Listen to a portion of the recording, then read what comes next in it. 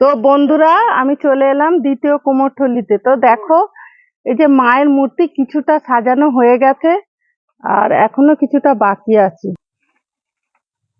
তো কত সুন্দর দেখো ঠাকুরগুলো।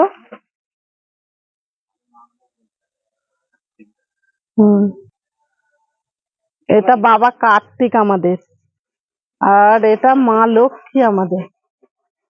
মা লক্ষ্মীর রংটাও অসাধারণ হচ্ছে, এর উপরে এখনো রং হবে, তো কিছুটা বাকি আছে।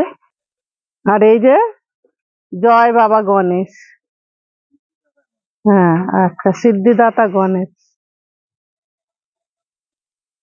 বাবা গণেশের এখনো কিছুটা বাকি আছে। তো অসাধারণ হয়েছে রংগুলো, এর উপরে আরো রং হবে। তো বন্ধু, এই যে পটোদার, ছোটখাটো পটোদার কিন্তু খুব সুন্দর ঠাকুর বানায়।